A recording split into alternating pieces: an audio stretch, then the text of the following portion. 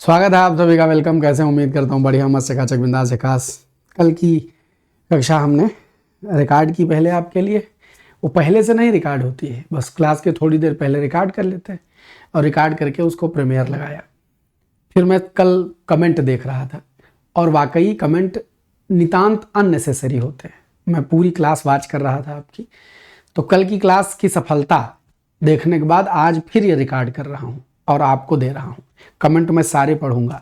हाँ, आते ही जो एक कमेंट आया था कि गुरुजी आज फिर रिकॉर्ड, ऐसा दर्द लेने की ज़रूरत नहीं है। उद्देश्य है ABCD आप लगाएं, अभ्यास करें, मेरी पूरी व्याख्या सुनें। 30 सवाल पूरा करने में भी लगभग 45 मिनट से 60 मिनट लग जाते हैं। उसमें भी आपके कमेंट आते हैं तो वह नेसेसरी लंबा करता है, हमारी व्याख्याएं छोटी होती हैं। आपके भले में है, ये प्रयोग कर रहा हूं, करके देखता हूं। इसकी सफलता क्लास के अंत में बताइएगा। आइए शुरू करते हैं हमारा आज का पहला एपिसोड। ऐसा नहीं कि बिल्कुल गायब हो जाएंगे, हाँ, ये स्पेशल मेहनत करनी पड़ती है, अतिरिक्त है, फिर भी इससे ज़्यादा सुटेबिलिटी मिलती है। आपकी पढ़ाई में जो पढ़ने वाले उनका डाइवर्जन नहीं होता, वरना 375 बार कमेंट चेपने वाले कल भी थे। हाँ, वो कमेंट लिए जा रहे हैं, कोई मतलब नहीं जिसका, और मैं इरिटेट होकर रिप्लाई करने लगता हूँ, तो अब वो नहीं होगा। ये आज प्रयोग कर रहा हूँ फिर से। आइए पढ़िए। और फिर भी कमेंट पढ़ रहा हूँ बैठ के। हाँ, वो जो आईडी में कमेंट हिंदी भास्कर से दिख रहे होते हैं, उसमें 2-3 जने एक साथ देख सकते हैं। तो एडिटर सर भी रहते हैं, हम और रहते हैं, और देखते हैं कि क्या चल रहा है। आइए, पहला सवाल। तो बिल्कुल ये मत समझिएगा कि आपके कमेंट पर नजर नहीं, कौन सही कौन गलत कर रहा है, सब पर नजर है। शुरुआत करते हैं। मैं जो नया ग्रंथ, अच्छा, आप जानते हैं कि यूपीएसआई का जो पेपर होता है, उस पेपर के 2 टुकड़े करते हैं। उस 2 टुकड़े में 20 सवाल प्लस 10 सवाल अपने जोड़ते हैं और फिर एक बेहतरीन श्रृंखला करते हैं, जो कि न केवल यूपीएसआई बल्कि यूपी MP, बिहार, राजस्थान, कोई हिंदुस्तान की परीक्षा हिंदी की है, आप देंगे और आप इस क्लास को करेंगे तो आपको फायदा होगा। आइए आनंद लीजिए। मैं जो नया ग्रंथ विलोकता हूँ, भाता मुझे सो नव मित्र सा है, देखूं उसे मैं नित नेम से ही, मानो मिला मित्र मुझे पुराना, में कौन सा छंद है। अब इसको देख करके, और चूंकि जो प्रीवियस ईयर पेपर सॉल्व किए हैं वो जानते हैं कि गुरुजी इसमें तो हमको वो हमने रट लिया है, वो हम उत्तर लगा देंगे। मैं आपसे कहता हूँ आप मत जानिए, आप मत रटिए। आप हमसे पढ़ चुके हैं तो आप कंसेप्ट डेवलप करिए। आइए सोचिए, क्या ये छंद आपको कुंडलिया लगता है? नहीं गुरुजी, उसमें तो दोहा रोला होता है, बड़ी सी कविता जैसी चीज होती है, कुंडलिया नहीं है। क्या आपको किसी भी सूरत से हरि गीतिका हरि गीतिका हरि गीतिका हरि गीत ऐसा लग रहा है? मैं जो नया ग्रंथ विलोकता हूं, लगा देखो हरि गीतिका की धुन, नहीं आएगा ना, तो मतलब हरि गीतिका नहीं है। अच्छा, बरवई क्या होता है? 12 और 7 मात्रा का अर्धसम मात्रिक छंद होता है। 12 और 7 मात्रा का अर्धसम मात्रिक छंद होता है। तो 12 और 7 मात्रा 2 लाइन का होता है छंद, ऐसे 12-7 ऐसे लिख देते हैं। क्या है, तुमको किसी सूरत में बरवाई लग रहा है? नहीं लग रहा है, तो टिक कर दो ये। अगर तुमने छंद हमसे मात्रिक भी पढ़ लिए हैं तो ये वर्णिक छंद होता है इंद्रवज्रा। ऑप्शन एलिमिनेट करके निशान लगा के आओगे, 100% सही। अब इस एक सवाल पर तुमको टेस्ट सीरीजें क्या दे रही हैं? इंद्रवज्रा, उपेंद्र वज्रा, वसंत तिलका, शार्दूल विक्रीडित, मत्त गयंद, सब ऑप्शन में दे रहे हैं। तुमको लग रहा है हाय हमने वर्णिक पढ़ा ही नहीं है, ऑप्शन एलिमिनेट कर लोगे। तुम्हारे स्तर का पेपर है, तुमको कोई साहित्यकार नहीं बनाना चाहता है एग्जामिनर। वो ऑप्शनों, अगर ऐसा कोई सवाल पूछेगा तो ऑप्शनों ऐसा देगा कि तुम ऑप्शन एलिमिनेट करके लगा ले जाओ। लेकिन जितने छंद हम सिखाएं पहले उतने याद कर लो, उतने से बेड़ा पार हो जाएगा। बाकी पढ़ाते हम ये भी अभी पढ़ाई दे रहे हैं। तो आइए देखिए, ये इंद्रवज्रा क्या होता है गुरुजी? ये वर्णिक छंद होता है। कौन सा छंद होता है सब? ये वर्णिक छंद होता है। और वर्णिक समवर्णिक छंद होता है। समवर्णिक, सम छंद क्या होते हैं? जिसके प्रत्येक चरण में समान मात्रा या वर्ण हो, वो सम छंद होते हैं। जिनके आधे में, यानी कि पहले और तीसरे में और दूसरे और चौथे में अलग अलग, मतलब कि जैसे 2 सम्मात्रिक छंद आप पढ़ते हैं कि दोहा में 11 13 11 13 11, इस तरह से। अगर आधी लाइन 13 आधी लाइन 11 या इस तरह से पैटर्न वाइज उसमें आधे आधे बराबर हो तो उसको अर्ध सम्मात्रिक छंद कहते हैं। और जहां पर मात्राओं का कोई पैटर्न ना मिले उसको भी सम्मात्रिक छंद कहते हैं। तो इसके प्रत्येक लाइन में वर्णिक छंद क्या होता है? वर्णिक में मात्रा नहीं गिनी जाती, वर्णिक में गिना जाता है वर्ण, कितने अक्षर हैं उस लाइन में, कितने वर्ण हैं। तो यह समवर्णिक है और 11 वर्ण का छंद है। देखो पहली लाइन में 1 2 3 या मात्रा नहीं गिनी जाती और आधा अक्षर नहीं गिना जाता। वर्ण की गणना में मात्रा नहीं गिनी जाती और आधा अक्षर नहीं गिना जाता। तो इसमें सीधे सीधे मात्रा उतरा है, किनारे खाली अक्षर गिनो, 1 2 3 4 5 6 7 8 9 10 11 11 वर्ण है इसमें। हाँ गुरुजी, यहां देखो 1 2 3 4 5 6 7 8 9 10 11 11 वर्ण है, कोई आधा वाधा नहीं गिना जाएगा, बस सीधे समूचा अक्षर गिन लेते हैं। 2 2 4 1 5 2 7 2 9 1 10 1 11 वर्ण है। हाँ है। 2 2 4 2 6 2 8 3 11 11 वर्ण है। हाँ 11 वर्ण है। तो प्रत्येक वर्ण, प्रत्येक जो पद हो, वो चरण होगा वह 11 वर्ण का होगा, और वह 11 वर्ण का जो वर्ण होता है उसको इंद्रवज्रा कहते हैं। अच्छा, इसमें कुछ गणों का भी खेल होता है। इसका जो इंद्रवज्रा का गण होता है वो ताता जगागा होता है। ताता जगागा माने ता तगण तगण जगण औगा गुरु औगा गुरु, माने कि जो पहला अक्षर हो, जो शुरुआत के अक्षर होंगे उसमें तगण होगा। तो आप जानते हैं तगण माने ताराज। तगण का मतलब क्या होता है? ताराज। यानी पैटर्न क्या चलेगा? Double double single. ताराज का पैटर्न क्या चला? Double double single. और जभान, ये पैटर्न क्या चलेगा? Single double single. ठीक। अच्छा गुरुजी, ये जभान और ताराज क्या है, ये कैसे जान पाएंगे? तो आपको गण जानने के लिए बस इतना करना है कि इसी यूट्यूब में, हमारे इसी चैनल पर आप जाके छंद में मात्रा कैसे लगाएं, ऐसा एक वीडियो हमने डाला है, एक बार पढ़ लीजिए। आप जिंदगी, उसी में गण भी समझाया है, सब समझाया है। आप किसी कहानी में भी मात्रा लगा ले जाएंगे। बहुत बड़ी वीडियो नहीं, छोटी सी वीडियो है, सर्च करके देख लीजिएगा। और यह हम इस क्लास में आज याद से लगवाते हैं, आज याद से लगवाते हैं। कमेंट बॉक्स में आप लिंक में देखिएगा, आपको छंद में मात्रा कैसे लगाएं, उसी में गण पढ़ना बताया है। आप गण जान जाओगे तो आनंद आ जाएगा। तो आप समझ लीजिए, गण में जाएंगे तो क्लास बहुत लंबी हो जाएगी, इसीलिए गण वहां पढ़ लेना। और बाकी ये समझ लो कि इसमें ये तगण तगण जगण और गुरु गुरु। तो तगण आप देखिए, मैं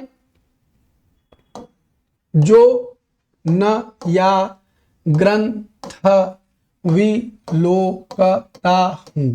देखो जो पैटर्न हमने बताया कि ये डबल डबल सिंगल 2 बार आएगा, यानी ताराज ताराज और जभान, ये मात्राओं का पैटर्न चलता है।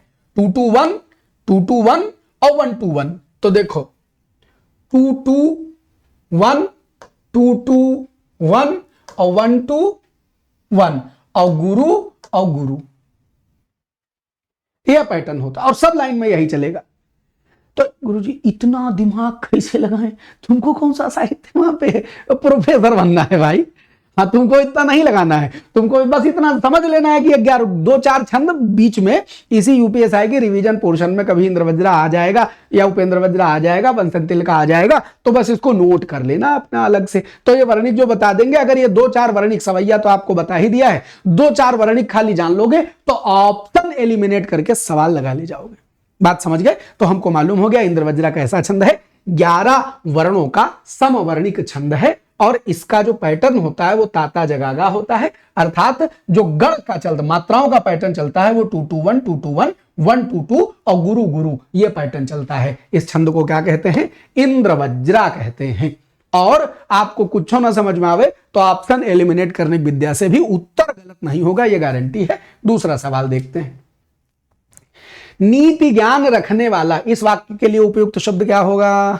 जो नीति का ज्ञान रखे, इसके लिए उपयुक्त शब्द क्या होगा? नीति निपुण होगा, नीतज्ञ होगा।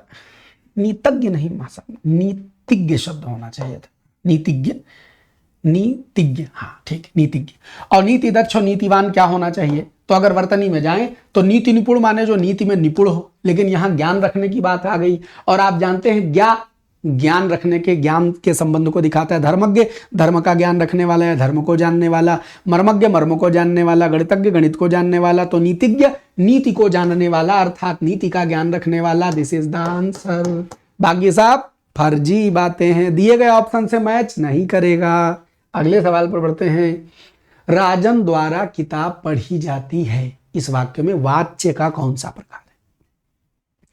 वाच्य बहुत सरल सी चीज है, बिल्कुल कठिन नहीं है। आइए समझ ही लेते हैं। वाच्य का मतलब, आप उत्तर बताते जाइए, आपके उत्तर हम देख रहे हैं, आप इधर बताइए। वाच्य, वाच्य क्या होता है? वाच्य का मतलब, अंग्रेजी में आपने वॉइस पढ़ा है, अंग्रेजी में वॉइस पढ़ा है, एक्टिव वॉइस, पैसिव वॉइस, ये वही वाला वाच्य है। बस हम अंग्रेजी से एक कदम आगे हैं, क्योंकि अंग्रेजी के पास 2 वॉइस है और हमारे पास 3 वॉइस है। अंग्रेजी में जो वॉइस है वो कौन कौन से वॉइस है? एक्टिव वॉइस है, पैसिव वॉइस है। इस एक्टिव वॉइस को हम लोग हिंदी में कर्तृवाच्य कहते हैं, इसको हम कर्मवाच्य कहते हैं, पैसिव वॉइस को। और एक अतिरिक्त वाच्य हिंदी के पास है, वो अंग्रेजी के पास नहीं है, उसको हम कहते हैं भाववाच्य। ये अंग्रेजी के पास क्यों नहीं है? क्योंकि अंग्रेजी कमजोर भाषा है इस मामले में। गुरुजी ही क्या कह रहे हैं? हम समझा रहे हैं। देखो, आपको याद होगा, अगर थोड़ा बहुत अंग्रेजी पढ़े हो या हिंदी कुछ हो मिला के पढ़े हो तो बात समझ जाओगे। जैसे अंग्रेजी से एग्जांपल देते हैं। अंग्रेजी में जब आप कहते हैं कि he is writing a letter, तो आप जानते हैं कि आप सब्जेक्ट पहले रख रहे हैं, वर्ब बाद में रख रहे हैं, और उसके बाद फिर ऑब्जेक्ट, ऐसे इस तरह से वाक्य बनाते हैं। तो सब्जेक्ट के लिए, कर्ता के लिए अगर सेंटेंस बनाया जाएगा तो इसको कर्तृवाच्य कहा जाएगा। और अगर ऐसे कहा जाए a letter is being written by him, यानी एक पत्र लिखा गया उसके द्वारा, तो इस बार वो जो लेटर ऑब्जेक्ट जो था, उस ऑब्जेक्ट को प्रमुखता दी गई, उस कर्म को प्रमुखता दी गई। यानी वाक्य में कर्ता हमारे लिए यूजलेस है और हम प्रमुखता किसको दे रहे हैं? कर्म को दे रहे हैं। तो जब हम कर्म यानी ऑब्जेक्ट को प्रमुखता देने लगेंगे तो इसको कर्मवाच्य यानी पैसिव वॉइस कह दिया जाता है। तो वह पत्र लिखता है और एक पत्र लिखा गया उसके द्वारा, यही 2 भाषाएं तो वहां थी। अच्छा, तो अंग्रेजी में क्या होता है कि सब्जेक्ट वर्ब ऑब्जेक्ट होते हैं। अब उसमें सब्जेक्ट को फोकस करके सेंटेंस बनाया जा सकता है, ऑब्जेक्ट को फोकस करके सेंटेंस बनाया जा सकता है, लेकिन वर्ब को पहले रख दो, ऐसा अंग्रेजी के पास कोई तरीका ही नहीं। हिंदी में है कि हम क्रिया से बात कर सकते हैं, हम पूरा सेंटेंस क्रिया को समर्पित कर सकते हैं, भाड़ में जाए कर्ता, भाड़ में जाए कर्म। अगर ऐसा कर सकते हैं तो हमारे यहां यह क्षमता है हिंदी में कि हम क्रिया की प्रधानता वाले वाक्य बना सकते हैं। और जब वाक्य में न कर्ता प्रधान रह जाए, न कर्म प्रधान रह जाए, क्रिया प्रधान हो जाए, तो उसको हम भाववाच्य कह देते हैं। अंग्रेजी में यह वाच्य नहीं है। तो जब हमारे वाक्य में कर्ता को प्रमुखता दी जाए, यानी sentence is made for subject, कर्ता के लिए, तो कर्तृवाच्य। When sentence is made for कर्म, ऑब्जेक्ट, कर्म के लिए, वही कर्म जिसके आने से क्रिया सकर्मक हो जाती है, वही कर्म। अगर वाक्य कर्म के लिए बनाया जाएगा, कर्म को प्रमुखता दी जाएगी, कर्ता को वैल्यू नहीं दी जाएगी, तो कर्मवाच्य हो जाएगा। और जब वाक्य क्रिया के लिए बनाया जाएगा तो भाववाच्य हो जाएगा। राजन द्वारा किताब पढ़ी जाती है, इस वाक्य को जब आप पढ़िए तो आपको पता चलेगा कि महत्वपूर्ण कौन है? राजन महत्वपूर्ण है कि किताब महत्वपूर्ण है? किताब महत्वपूर्ण। किताब पढ़ी जाती है, तो बोल दोगे तो बात बन जाएगी। अब राजन द्वारा, साजन द्वारा, मोहन द्वारा, सोहन द्वारा, सुरेश द्वारा, मैं बला से, यानी इस राजन को वैल्यू कम दी गई है, किताब को वैल्यू ज्यादा दी गई है। याद करिए, he is reading a book is red by him, या इस बुक, अच्छा आईएनजी लगा रहे हैं तो book is being red by him ऐसा बनाएंगे, जो आईएनजी होता है बीइंग लगा देते। खैर, तो अंग्रेजी बोल रहे हैं तो हम कहा दोनों कंपैरेटिवली ठीक बोल लें। तो तात्पर्य यह है कि जब आप कहते हैं राजन द्वारा किताब पढ़ी जा रही है और आपने बाई लगा दिया और उसके बगल में कर्ता लिखा, तो कर्ता तो गए, कर्म महत्वपूर्ण हो गया। और जब कर्म महत्वपूर्ण हो गया तो इस वाक्य को आप कौन सा वाक्य बोलेंगे? इसको आप कर्मवाच्य बोलेंगे कि नहीं बोलेंगे? कर्मवाच्य बोलेंगे। तो ये आपका कर्मवाच्य हो जाएगा। आज के इसमें वाच्य के कई सवाल हैं, उन वाच्य के सवालों को देखेंगे तो आनंद आएगा और ये वाली बात हमारी क्लियर होती चली जाएगी। तो अगला सवाल क्या है? निम्नलिखित में से किस वाक्य में भाववाच्य है? आप देखिए, वाक्य किसके लिए बनाया गया?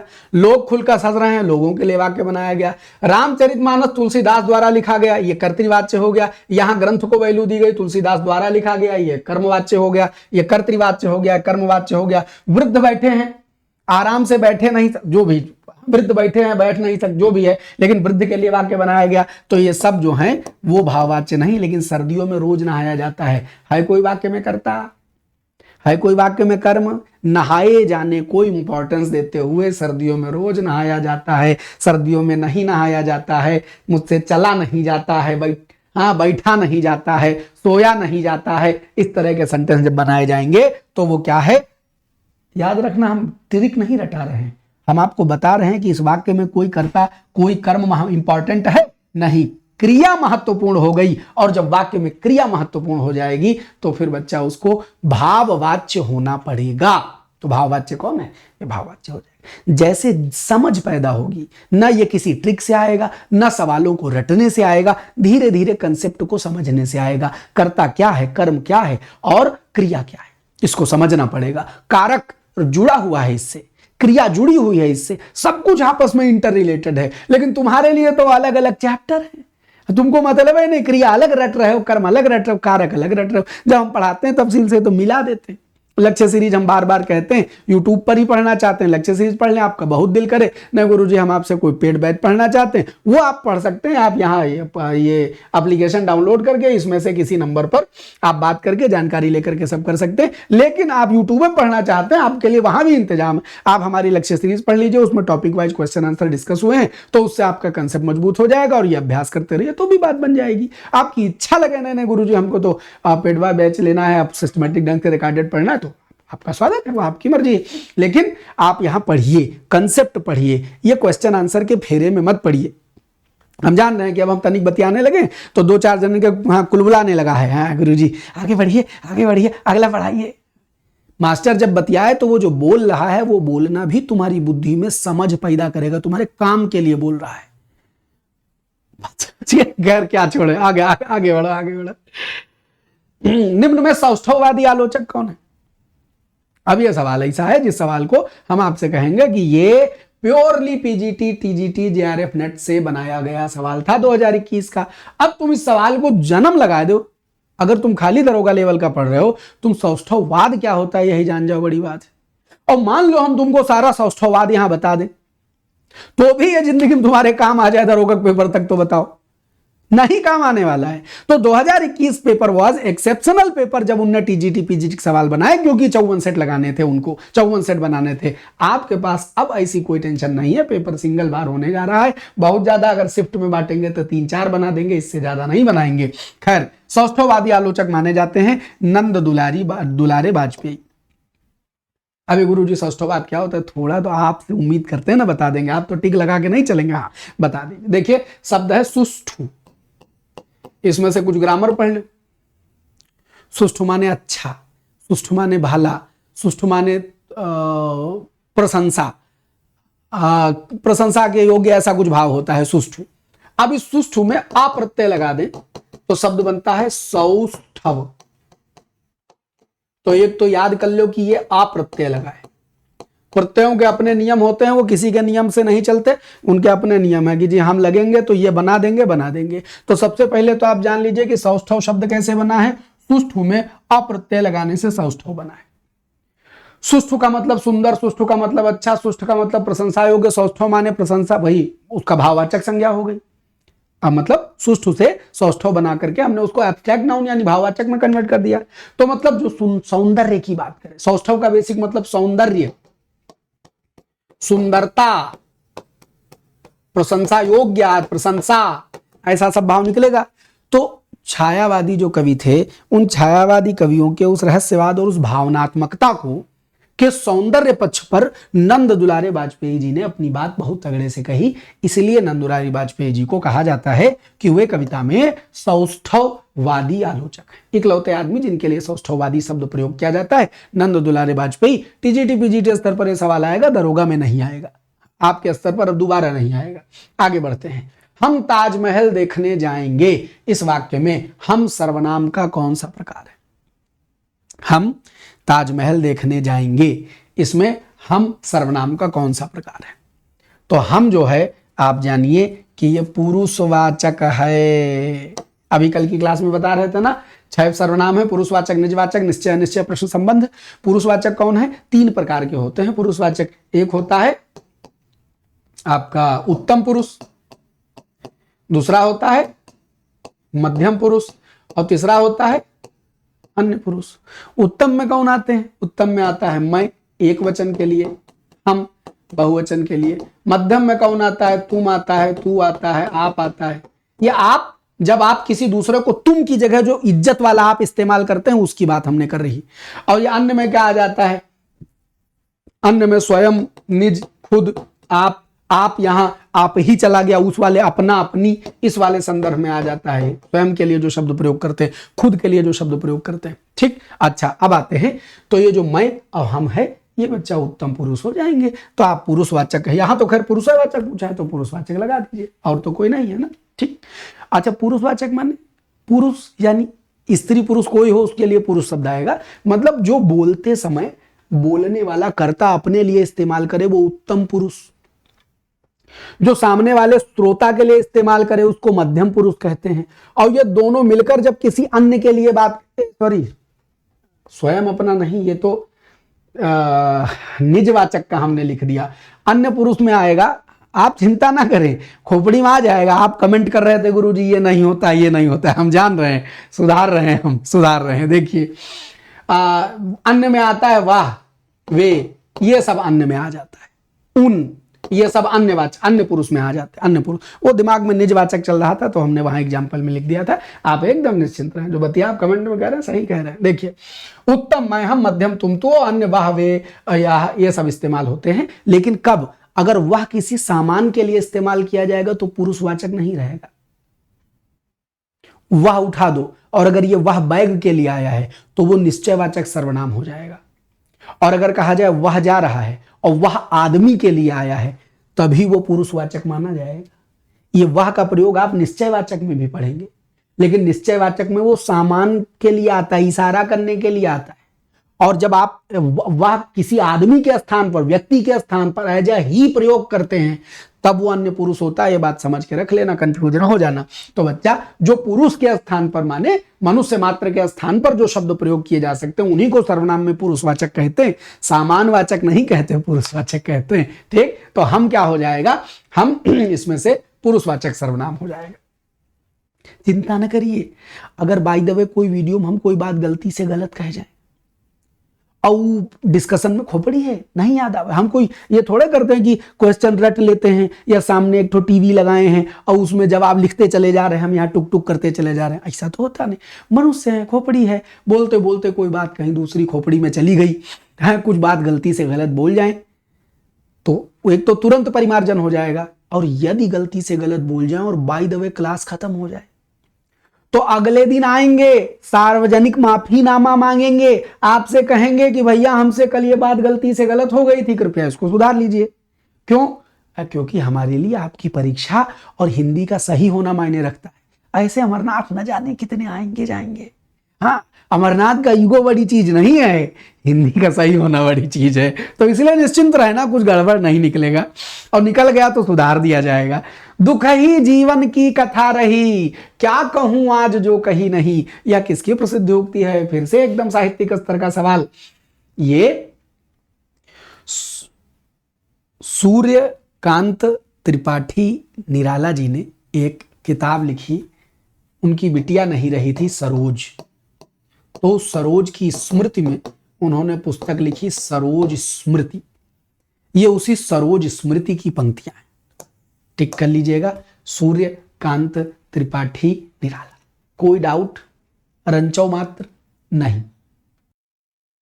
अगले सवाल पर चला जाए। आहा तुम्हें पाकर कितना आनंद आ रहा है, इस वाक्य में उचित विराम चिन्ह कौन सा है? यह सोचना गलत है कि तुम पर नजर नहीं, मसरूफ हम बहुत हैं मगर बेखबर नहीं। मसरूफ माने बिजी होता है, हाँ, खबर सब पर है, नजर सब पर है। चलिए, तो आहा तुम्हें पाकर, इस वाक्य में उचित विराम चिन्ह कौन सा हो सकता है? उचित विराम चिन्ह कौन सा हो सकता है? तो इसमें पूर्ण विराम तो लगा है, उसकी होने कोई गुंजाइश नहीं है।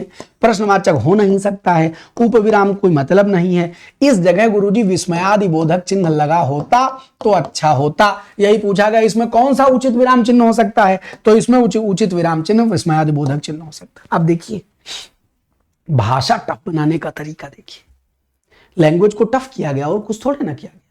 अगर ये लिखा, तुमको लगेगा इसमें तो पूर्ण विराम लगा है, लगा दे, गलत हो जाएगा। लिखा इस वाक्य में उचित विराम चिन्ह कौन सा है, तो इस वाक्य में उचित विराम चिन्ह कौन सा है, इसमें से नहीं बताना है। इस वाक्य में उचित विराम चिन्ह कौन सा है, माने इस वाक्य के लिए जो सुटेबल उचित विराम है वो कौन सा है, ये भाषा है। और अगर आप चूक जाएं तो गड़बड़ा जाएगा। आहा को देख के आपको नहीं लग रहा था अधूरा है, तो जो उचित बना देगा, इस वाक्य का औचित्य सिद्ध कर देगा, वो वहां का चिन्ह सिद्ध कर देगा, इसलिए डी लगाना है। आगे बढ़िए। अभ्युदय के संपादक कौन थे? सन 1907 वसंत पंचमी का दिन, और उस दिन एक पत्रिका प्रकाशित होती है जिसमें गांव के किसानों के लिए, किसके लिए? गांव के किसानों के लिए, ग्रामीण किसानों के लिए, बेसिकली गांव किसान है, हाँ वैसे शहरी किसान भी हो सकते हैं, हाँ जो गमले में गोभी उगा दे या छत के ऊपर सब्जी उगा दे, अब तो शहरी किसान भी हो सकते हैं, लेकिन जो गांव किसान हैं उनके लिए मदन मोहन मालवीय जी ने यह अभ्युदय पत्रिका बनाई थी, हाँ चलाई थी। तो मदन मोहन मालवीय जी द्वारा इस पत्र का संपादन किया गया, अभ्युदय पत्रिका, जो कि 1907 वसंत पंचमी को विशेष कर कृषकों के लिए, और इसमें क्या कहते हैं, बाद में जो स्वतंत्रता संग्राम के लोग थे उनके भी लेख छापे जाते थे, लेकिन मूलतः कृषकों के लिए। इस पर एक पंक्ति लिखी रहती थी कि यदि आपने इसे पढ़ा है और आप कृषक नहीं है तो इसे किसी कृषक को दे दीजिए, इस पर विशेषता लिखा जाता था। आइए आगे बढ़ते हैं। इनमें से कौन सा शब्द क उपसर्ग से बना है? क उपसर्ग माने का को अलग करके कोई शब्द बचा रह जाए तो उसको का उपसर्ग कहेंगे। कलाई में का अलग कर दोगे तो लाई का अचार डालोगे, कलाधर में का अलग कर दोगे तो लाधर का अचार डालोगे, का अलग कर दोगे तो पूत शब्द दिखाई पड़ रहा है, का उपसर्ग के तौर पर जाकर के इस पूत का अर्थ बदल के इसको खराब बेटा बना देता है, तो उत्तर का हो जाएगा कपूत। बड़ी सुंदर पंक्तियां हैं। पूत सपूत तो का धन संचय, पूत कपूत तो का धन संचय। हमारे एक मित्र हैं यहाँ, मतलब साइंटिस्ट हैं, पति पत्नी दोनों साइंटिस्ट हैं। यहाँ हिंदुस्तान में उनकी प्रतिभा का सम्मान नहीं मिला, हाँ वो जहाँ जहाँ नौकरी के लिए आवेदन किए वहाँ वहाँ नहीं मिला, तो वो दोनों प्राणी अमेरिका चले गए। उनका बड़ा मान सम्मान इज्जत है, बढ़िया तनख्वाह है, तो वो कभी 2-4 साल में मिलने चले आते हैं। लखनऊ जब आते हैं, लखनऊ के, तो भेंट हो जाती है। तो आज ही भेंट हुई है, तो उन्होंने कहा कि अमेरिका का एक सिस्टम बहुत बढ़िया लगता है कि वहाँ जब बच्चे 18 बरस के हो जाते हैं उसके बाद बच्चे को स्वतंत्र कर दिया जाता है। माँ बाप उसको न रुपया देते हैं न पैसा देते हैं, जा जी ले अपनी जिंदगी। अब वो खुद अपनी पढ़ाई के लिए फीस इंतजाम करते हैं, वो ना नौकरी चाकरी करते हैं, काम धंधा करते हैं, उसके साथ अपनी पढ़ाई मैनेज करते हैं और अपनी जिंदगी में कुछ अचीव करते हैं, तो अपने दम पर। हर अमेरिकी दंपत्ति का यही मतलब है। 18 वर्ष की उम्र में बच्चा स्वतंत्र। सामान्यतः उन्होंने कहा 99% लोगों के यहाँ यही होता है भैया कि वो अपने बच्चे को 18 के बाद स्वतंत्र कर देते हैं। अब उसके बाद वो उनका कोई मित्र बन जाए, कोई मित्रानी बन जाए, वो उसके साथ रहें, कैसे रहें, वो जीवन दोनों जने मिल के अपना घर बार बसावें, कोई अकेले बसावे, उसकी मर्जी है। लेकिन 18 वर्ष के बाद बाप 1 रुपया नहीं देगा। ऐसी व्यवस्था ही हिंदुस्तान में लागू करके सिस्टम ऐसा बना देना चाहिए, सब सुधर जाए। लेकिन नहीं साहब। खैर आइए आगे बढ़ते हैं। उन्होंने कौन सा शब्द का उपसर्ग से बना है? तो कपूत बना है। आइए आगे बढ़ते हैं। अच्छा, ये बात हमने कही क्यों? ये माता पिता को सोचना चाहिए। अगर बेटा सपूत है, अच्छा है, तो वो इतना धन कमाएगा कि तुम जो उसके लिए जोड़ के रख रहे हो वो व्यर्थ चला जाएगा। और अगर बेटा कपूत है तो जो तुम जोड़ के रख रहे हो वो उड़ा देगा। इसीलिए माता पिता को अपने जीवन के लिए और बच्चे को जब तक वो योग्य न हो जाए तब तक उसको कुछ देने के लिए तो संचय करना चाहिए। लेकिन हमारा लड़के के लिए घर बनवा दे, हम अपने पोते के लिए घर बनवा दे, हमारी 7 पुश्तें बैठ के खाएं, इतना कमाने के पीछे आदमी मरा जा रहा है, अपनी जिंदगी नष्ट। हाँ, और फिर तो बेटा सपूत निकल जाए तो तुमने जितनी कोठी खड़ी करवाई सब बेकार, और कपूत निकल जाए तो जितना बनवाओगे सब जुआ फलाने खर्च करके नरक कर देगा, तुमको भी तुम्हारे धन को खर्च करके नरकगामी बनाएगा। तो ये है कपूत। इनमें उपसर्ग यही था। आगे बढ़ते हैं।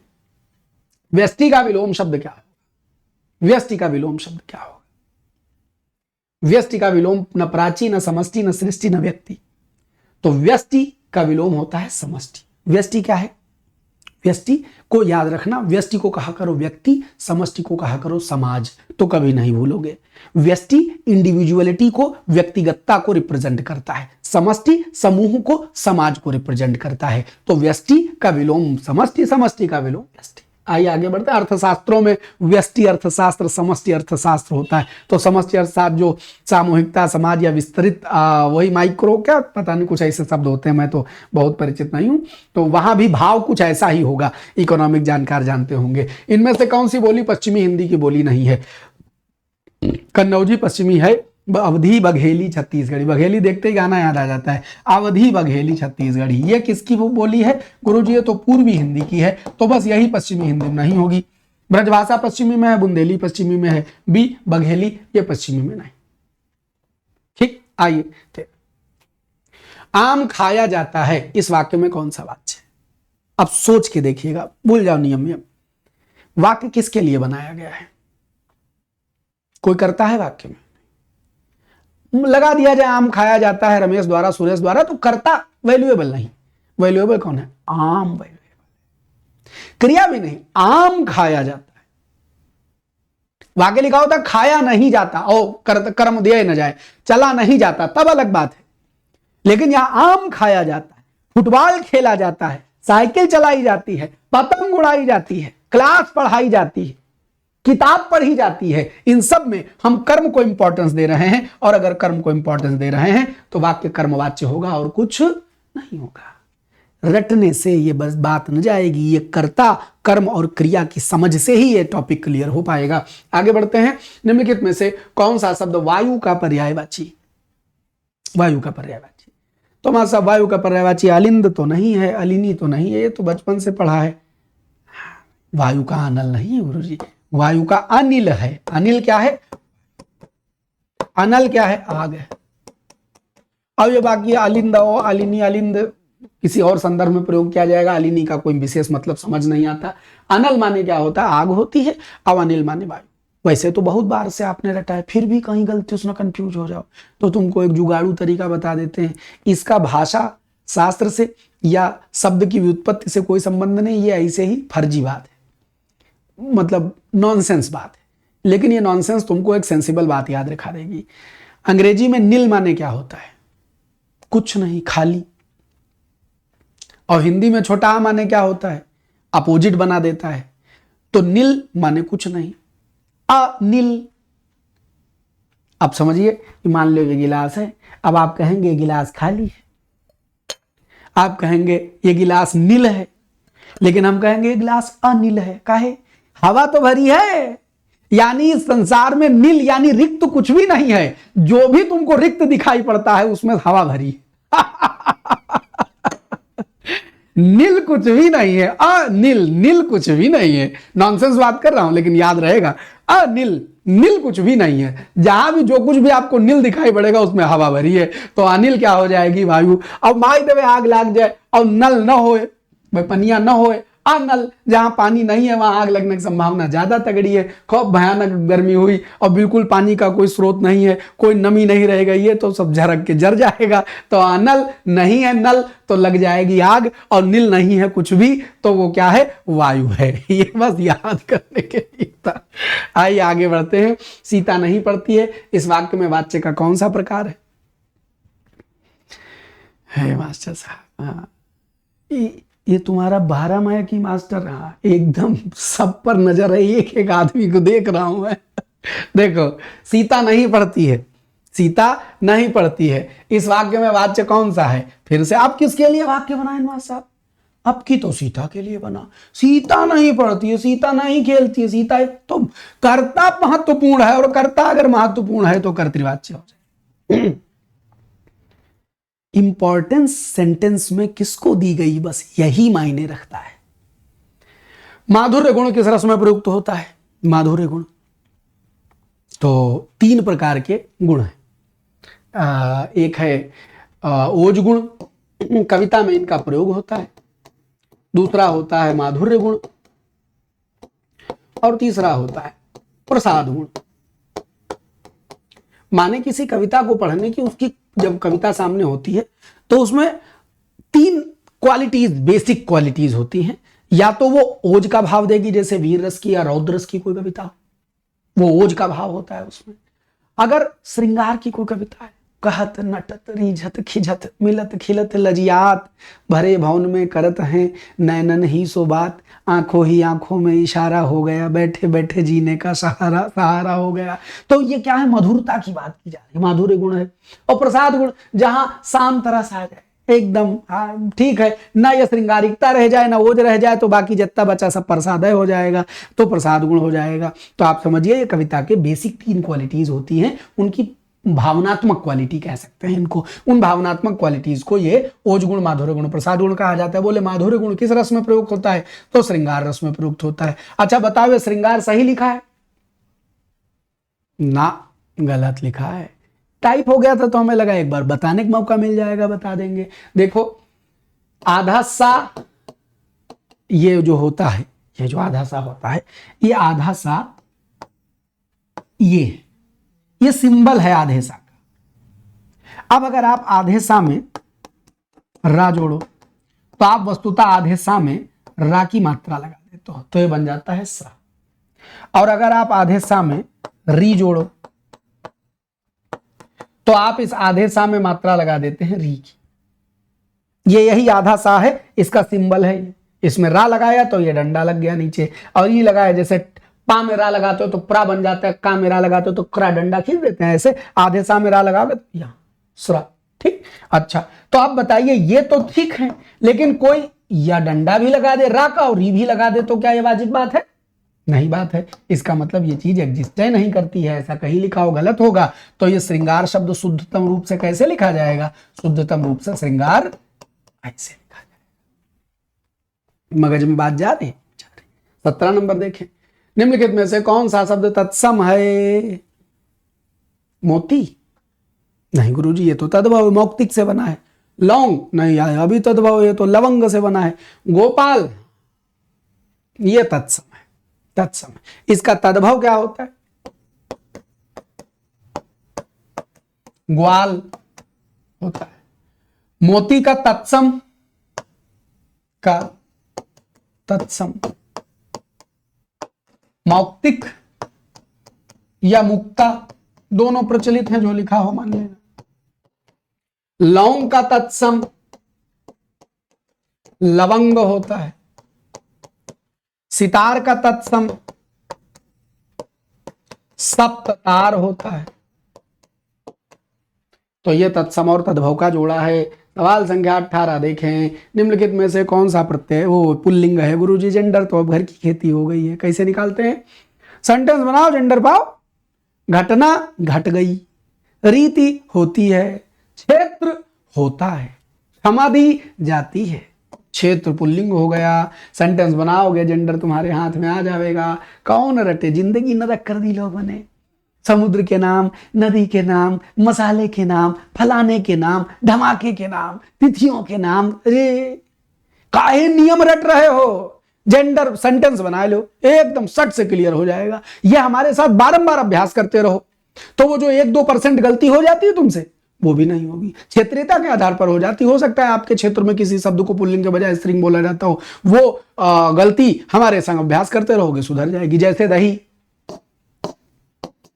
बहुत जगह दही मीठी है, दही खट्टी है, मीठी दही बोल देते हैं, दही पुल्लिंग है।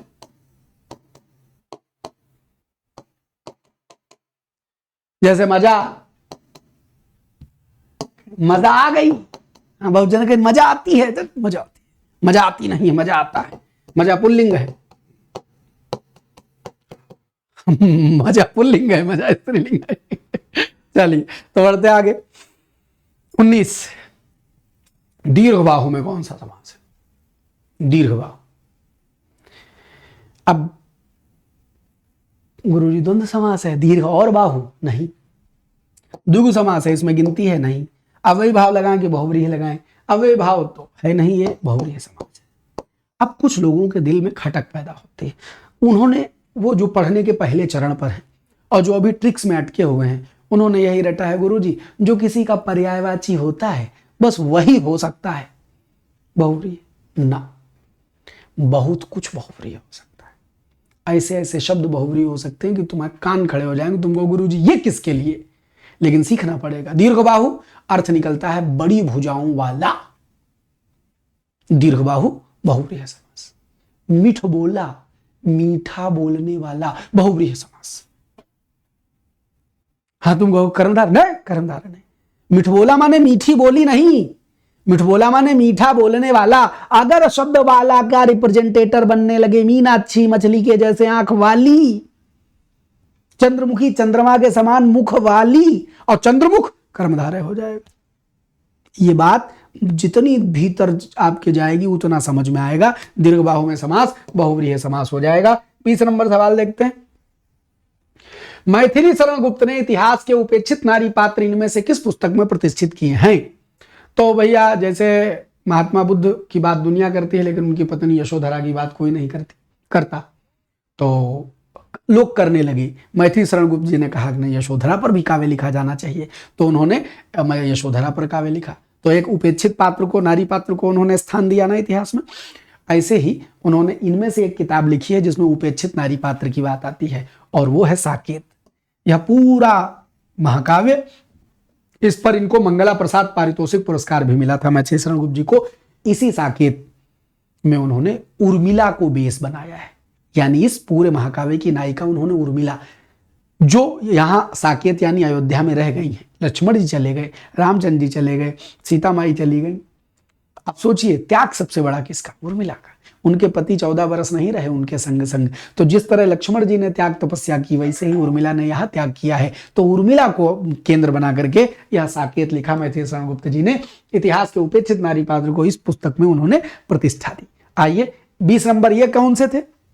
ये 20 सवाल, ये यूपीएसआई के 40 का सेट होता है, उसमें से 20 निकाल के हमने कर लिए। अब आइए 10 सवाल हमने बनाए हैं, अलग अलग तरीके की अलग अलग बातें सिखाने के लिए सवाल बना लेते, आनंद लेते हैं। सकल का विलोम इनमें से क्या होगा? सकल,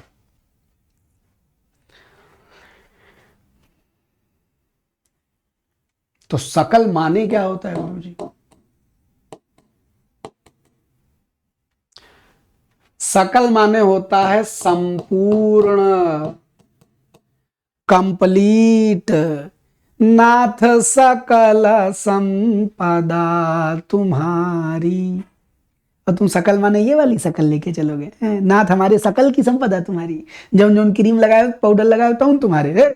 नाथ सकल संपूर्ण संपदा तुम्हारी, मैं सेवक समेत सुत नारी। तो सुनो, नाथ सकल संपदा तुम्हारी, सकल के माने क्या हो गया? संपूर्ण। तो दिए गए 4 ऑप्शन में एक यही अंश है जिसका अर्थ है अंश, हिस्सा। शकल माने अंश या हिस्सा होता है, तो याद कर लो सकल का विलोम है शकल। समानभाषी भिन्नार्थक भी हैं, एक जैसा बोले जाते हैं लेकिन एक जैसा बोलने प्रतीत होते हैं, लेकिन अलग अलग अर्थ रखते हैं। तो सकल और शकल समानभाषी भिन्नार्थक हैं। जोड़े में पूछ सकते हैं, समयुग में पूछे जा सकते हैं, विलोम में पूछे जा सकते हैं। सकल का पर्यायवाची संपूर्ण पूछा जा सकता है, शकल का पर्यायवाची अंश या हिस्सा पूछा जा सकता है। और गुरुजी चेहरा वाला शकल क्या है? तो वो अरबी फारसी की बिरादरी में चला जाता है और वो शक्ल होता है। शक्ल, बात समझ में आ रही? क्या होता है जी? शक्ल होता है। आइए अगले सवाल पर बढ़े। सवाल संख्या 22, संकुल का अर्थ क्या नहीं? आज ये सवाल कहां बना लाए हैं? संकुल, तो संकुल का अर्थ शंका से पूर्ण नहीं होगा। संकुल माने संकीर्ण, माने सिमटा हुआ। तो अगर कोई चीज बहुत सिमटी सिमटी होगी तो वो भरी हुई होगी ना। तो संकीर्ण और परिपूर्ण समानार्थी भाव यहां दे रहे हैं संकुल के लिए। तो संकुल, जन संकुल क्षेत्र माने जहां बहुत लोग हों, ज्यादा ज्यादा घने घने कसे कसे आपस में, तो उसको संकुल क्षेत्र बोल देंगे। और जब ज्यादा लोग होंगे तो उनके बीच घनापन कम हो जाएगा, तो वो संकीर्ण क्षेत्र हो जाएगा। तो संकीर्ण माने सिमटा सिमटा, घुसा घुसा एकदम, गुच्चू गुच्चू। और परिपूर्ण माने भरा हुआ। ये तीनों अर्थ संकुल का देंगे, लेकिन शंका से पूर्ण इसका अर्थ कतई नहीं देगा। 23 नंबर सवाल देखें। भय समर सागर कहां बेरे, में अलंकार कौन सा है बताओ? ऑप्शन से ये सवाल हम, ये रटंत विद्या वाले नहीं है कि जो प्रीवियस ईयर पेपर हम धरे हम तुमको समझ पैदा करने के लिए कहीं से बना लाएंगे सवाल। रामचरितमानस से पंक्ति उठा लाएंगे, कोई क्या कहते हैं काव्य पढ़ रहे होंगे, महाकाव्य पढ़ रहे होंगे, वहां से पंक्ति बना तुमसे पूछेंगे। हम तुमको सेंस देना चाहते हैं, रटंत विद्या नहीं, इसको रटना नहीं है, सेंस लेना है। अब बताओ, क्या इसमें कोई उपमा है? इसमें कहीं साथी से सो समसदृश जिम सरिस समान जो जैसे जिम तुल लो, कुछ दिखाई रहा नहीं, कंपैरिजन नहीं। क्या कोई उदाहरण, दृष्टांत के लिए कम से कम 2 लाइनें होनी चाहिए, कम से कम 2 लाइनें होनी चाहिए। एक दृष्टांत माने एग्जाम्पल देना, वो है क्या? क्या इसमें मनु मानो जनु जानो मनो जनो कहूं है? नहीं है क्या? अनुप्रास है। कैसे है गुरुजी? समर सागर। कौन सा अनुप्रास है? अनुप्रास में भी 6 का अनुप्रास है, और कोई अनुप्रास नहीं है। अनुप्रास में कौन सा अनुप्रास है? 6 का अनुप्रास, छकाए ले वो वाला अनुप्रास। ठीक, आइए आगे बढ़े। फिर से सेम सवाल, ऑप्शन बदल दिए हैं बस, लैंग्वेज वही है, ये 6 का अनुप्रास समझ में आ गया। अब फिर से वही सवाल, एक ही पंक्ति अलग अलग अलंकार दे सकती है, समझना पड़ेगा, इसीलिए रटंत विद्या घातक है, समझना ज्यादा जरूरी है। अब इसमें अनुप्रास ऑप्शन में है, ये नहीं, अब अनुप्रास नहीं है बस। अब बताओ, तो भय माने हो गए, समर माने युद्ध, सागर माने समुद्र, कह के बेरे यानी बेड़ा यानी जहाज। तो समुद्र सागर मतलब वो क्या कहते हैं, युद्ध सागर के जहाज हो गए। कहां लिखा है इससे मतलब नहीं, लाइन का मतलब समझो। तो यहां पर समर यानी युद्ध को सागर कहा गया, समर को सागर का रूप दे दिया गया, तो रूपक अलंकार हो जाएगा। चरण कमल, चरण को कमल कह दिया गया तो रूपक अलंकार हो जाएगा। बात मगज में जा रही, चरण कमल बंदो हरिदाई, तो समर सागर रूप दे दिया गया। तो जैसे ही आपको लगे कि उपमेय उपमान में बिना किसी वाचक शब्द के एक को दूसरे का रूप दे दिया जाए, तो हम तुरंत उसको रूपक अलंकार मान लेंगे। 25 देखें, नगरवासी में कौन सा समास है? नगरवासी, नगरवासी गुरुजी नगर का वासी है, अव्ययी भाव नहीं है, बहुव्रीहि नहीं है, कर्मधारय नहीं है, तत्पुरुष है। अगर आपको दो शब्दों के बीच में कारक चिन्ह गायब होता दिखाई पड़ जाए तो दौड़ा दौड़ा के तत्पुरुष समास लगाइए, कारक चिन्ह जैसे ही दिखाई पड़ जाए। ठीक, 25 के बाद 26, हनुमदादि में संधि कौन सी है? हनुमदादि में संधि कौन सी? गुण है कि दीर्घ है कि व्यंजन है कि विसर्ग है? हनुमदादि विसर्ग नहीं है, गुण भी नहीं है गुरुजी, ए ओ कुछ है, दीर्घ, दीर्घ लगा दे नहीं, व्यंजन संधि है। समझ समझ के संधि पढ़िए। हनुमत आदि, ये सब रामचरितमानस पढ़ो तो उसमें शब्द आ जाते हैं। तो ये जो हनुमत है सही शब्द, उसमें ता में हलंत है, तो ये ता जो है वो दा बन जाता है। ता दा और दा को मिल गई बड़ा की मात्रा, तो शब्द बन गया हनुमदादि। लेकिन यही अगर अंगदादि लिखा होता, माने अंगद आदि, तो यह दीर्घ संधि होती। कैसे? अंगद और आदि।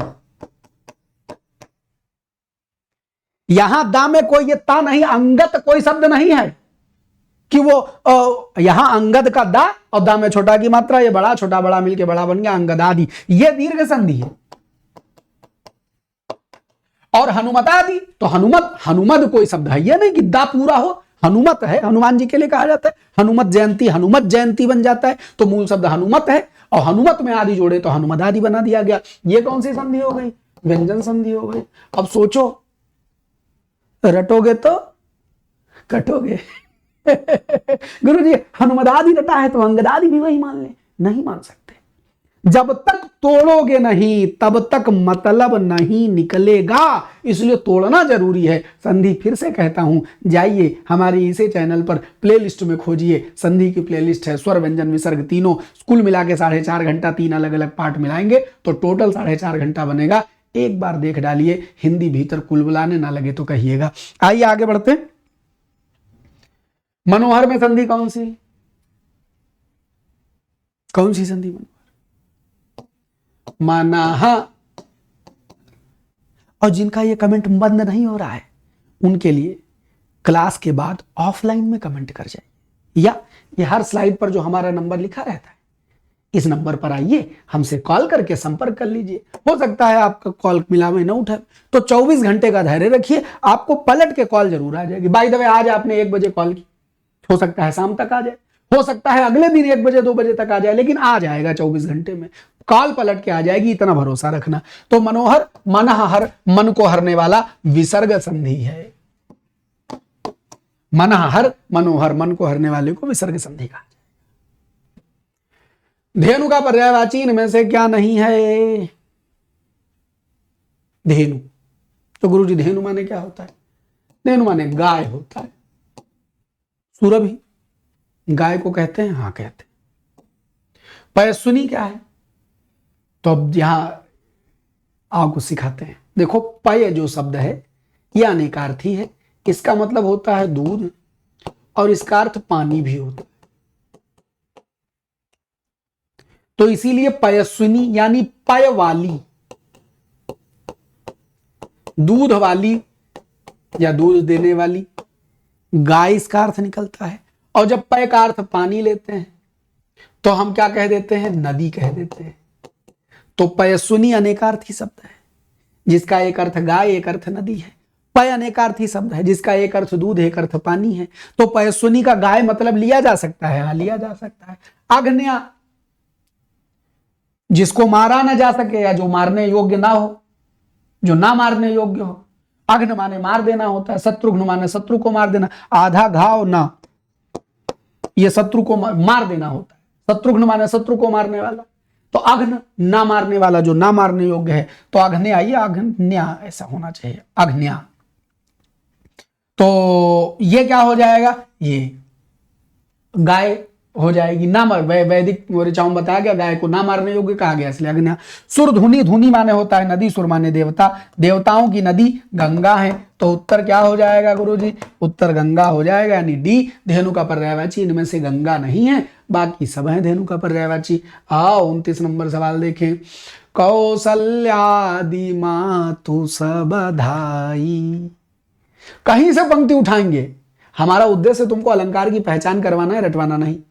निरखी बच्छ जनु धेनु लवाई। कौशल्या आदि सब माताएं दौड़ पड़ी। निरखी देख कर जैसे बच्छ यानी बछड़े को, धेनु यानी गायें जैसे बछड़े को देख करके दौड़ पड़ती हैं, ऐसे कौशल्या आदि सब माता भगवान श्री रामचंद्र जी जब वनवास से लौटे उनको देख करके लौटी। अब यहाँ क्या लिखा है गुरु जी? जनु मनु मानो, जनु जानो, मनो जनो। यदि वाक्य में कहीं आ जाए तो दौड़ाइए और उसको उत्प्रेक्षा अलंकार लगा दीजिए, इसके अलावा कुछ नहीं मानेंगे। उत्प्रेक्षा शब्द कैसा बनता है? उत धन प्र और इसमें शब्द जोड़ दिया गया इच्छा। उत माने ऊपर की ओर, प्र माने विशेष रूप से, इच्छा माने देखना, यानी किसी चीज को किसी विशेष नजरिए से देखना। तो जब कौशल्या आदि माताएं अपने बालक को देख करके दौड़ पड़ी, तो भगवान श्री राम लक्ष्मण और माता सीता को देखकर दौड़ पड़ी। तो उसको विशेष नजरिए से कवि देख रहा है और वो कह रहा है मानो या जानो गायें अपने बछड़े को देखकर दौड़ रही हो। तो ये उस दृश्य में एक विशेष नजरिया दिया गया। उत प्र इच्छा, इस तरह को थोड़ा उत माने ऊपर किया गया, प्र विशेष किया गया, इच्छा माने दृष्टि डाली गई। तो किसी बात को विशेष दृष्टि से देखना, विशेष नजरिए से देखना ही उत्प्रेक्षा अलंकार हो जाता है। मनु मानो, जनु जानो, मनो जनो, इसके वाचक शब्द होते हैं। बस यही समझने की चीज है। 30 नंबर देखें। भरतानुज में कौन सी संधि? ये ऐसे रामचरितमानस का हम कोई पन्ना उठा ले और उसमें से सवाल सवाल सवाल ऐसे झरने लगते हैं। जो तुम्हारी परीक्षा में आते हैं वही बना लेते हैं। मतलब हमारा कभी मन कर जाए ऐसे ऐसे ऐसे कोई ऐसे ही पन्ना है रामचरितमानस, ऐसे पन्ना हम पढ़ ले। अब उसमें देखते हैं। उतरी ठाड़ भय सुरसरी रेता। तो हमको दिख गया सुरसरी, हम एक सवाल बना देंगे। सी राम गुह लखन समेता, केवट उतरी दंडवत कीन्हा, प्रभु प्रभु सकुच ही नहीं कछु दीना, पिय हिय की सिय जान निहारी, मनि मुदरी मन मुदित उतारी। ये लाइन पूछ लेंगे अनुप्रास अलंकार। मनि मुदरी मन मुदित उतारी। कोई सवाल बनाना हो, कभी मन कर जाए तो ऐसे ही रस लेने के लिए सवाल उठा लेते। तो भरतानुज, भरतानुज उद्देश्य क्या है? सेंस सिखाना। सवाल रटने की चीज नहीं है। ये जो हिंदी में 500 टेस्ट सीरीजें लगाए डाल रहे हो, सवाल नहीं फंसता है पेपर में, कंसेप्ट फंसता है। कंसेप्ट बनाओ, सवाल न बनाओ। भरतानुज में संधि कौन सी हो जाएगी? भरत अनुज। अ बड़ा आ दीर्घ संधि हो जाएगी, क्योंकि आ मिलकर के दीर्घ संधि बनाना है। क्या बात समझ में आई? तो आज के आनंद की जय हो। 30 सवाल बढ़िया बेहतरीन। आइए आगे बढ़ते हैं। गूगल प्ले स्टोर पर हमारा एप्लीकेशन है हिंदी भास्कर बाई अमरनाथ। इसके नीचे भी आपको अमरनाथ सर लिखा दिखाई पड़ेगा, तो आप ये एप्लीकेशन डाउनलोड कर लें आपके दिल में आवे, जैसे बहुत जने बीच बीच में पूछ लेते हैं गुरुजी आपका कोई बैच लेना हो तो कैसे, तो आप सबसे पहले एप्लीकेशन डाउनलोड करेंगे। ये एंड्रॉयड पर डायरेक्ट डाउनलोड हो जाता है। अगर आप एप्पल पर चलाना चाहते हैं, यानी आप एप्पल या कोई iOS वाला सिस्टम है आपके पास, तो आपको एक इस वाले नंबर पर 96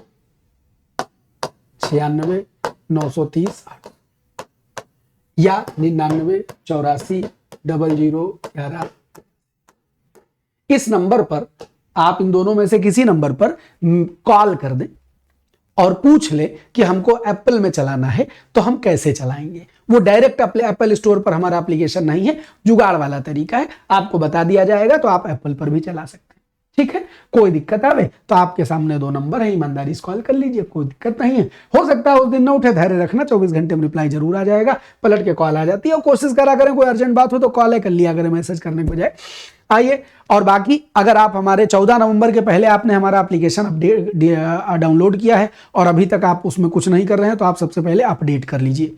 14 नवंबर के बाद वाले तो डाउनलोड करेंगे, उसके पहले जिनके पास एप्लीकेशन 14 नवंबर के पहले का है उनको अपडेट करना पड़ेगा। अगर आपने अपडेट कर लिया बहुत बढ़िया। अगर आपका एप्लीकेशन इस तरह से नहीं दिखाई पड़ रहा है अंदर, तो इसका मतलब आपने अपडेट नहीं किया है। आप गूगल प्ले स्टोर पर जाइए, अपडेट का बटन दबाइए, एप्लीकेशन अपडेट हो जाएगी। और जब अपडेट हो जाएगी तो आपको अपना नंबर डालना है, एक पासवर्ड डालना है। आपको पासवर्ड चाहिए, आप हमको फोन करके पूछ लीजिए, नहीं है तो आप वहां चाहें तो आप फॉरगेट पासवर्ड करके नया पासवर्ड क्रिएट करके अपना पासवर्ड वहां बना करके इंटर कर सकते हैं। क्योंकि जिन लोगों के पास एप्लीकेशन है उनका डेटा हमारे पास है, उनका नाम, उनका नंबर सब है, हम बता देंगे। आपकी कोई गड़बड़ होगी तो बता देंगे। और कोई दिक्कत आवे, आपका कोर्स नहीं चल रहा, कुछ नहीं हो पा रहा है, आप सीधे सीधे कॉल कर लीजिए। तो बहुत बहुत धन्यवाद। इसमें आपको RO का प्रीलिम्स और मेंस का बैच मिलेगा, इसमें आपको UPSI का बैच मिलेगा, इसमें आपको UPSSC का बैच मिलेगा, इसमें आपको इंजीनियरिंग परीक्षाओं का बैच मिलेगा, इसमें आपको आधार बैच मिलेगा। बाकी पेड टेस्ट अभी कोई है नहीं। राज्य विशेष में उत्तराखंड के लिए बैच पॉलिटेक्निक का पड़ा हुआ है, वो बैच एग्जाम हो चुका है, तो चूंकि अभी वैलिडिटी है तो इसलिए पड़ा हुआ है। तो बहुत बहुत धन्यवाद। आज के एपिसोड को करेंगे यहीं खत्म, मुलाकात करेंगे अगले एपिसोड में। हम कैसा रहा आज की कक्षा, कमेंट में आपकी प्रतिक्रिया का इंतजार करेंगे। ये लाइव वाले कमेंट में नहीं, अभी जब क्लास एंड हो जाएगी उसके बाद ऑफलाइन में आके आपकी प्रतिक्रिया दे जाइएगा। भले कई बार हम उस पर वो दिल वाला रिएक्शन नहीं बना पाते हैं, लेकिन दिन भर में एक बार हम ऐसे स्क्रॉल करके पढ़ जरूर लेते हैं, तो आपकी राय, आपकी बात पता चल जाती है। समय होता है तो कुछ कई बार रिप्लाई भी कर देते हैं, नहीं समय मिल पाता है तो कोई बात नहीं, एक कई आदमी का करे तो आप जान ही सकते हैं। तो करते हैं आज के एपिसोड को यहीं खत्म, मुलाकात करते हैं अगले एपिसोड में। हम यहाँ कमेंट मत करिए, जो भी जरूरी बात कहनी है ऑफलाइन में कमेंट करिए, बहुत अर्जेंट हो कॉल करके बता दीजिए। बहुत बहुत धन्यवाद, खूब खुश रहिए, बाय बाय।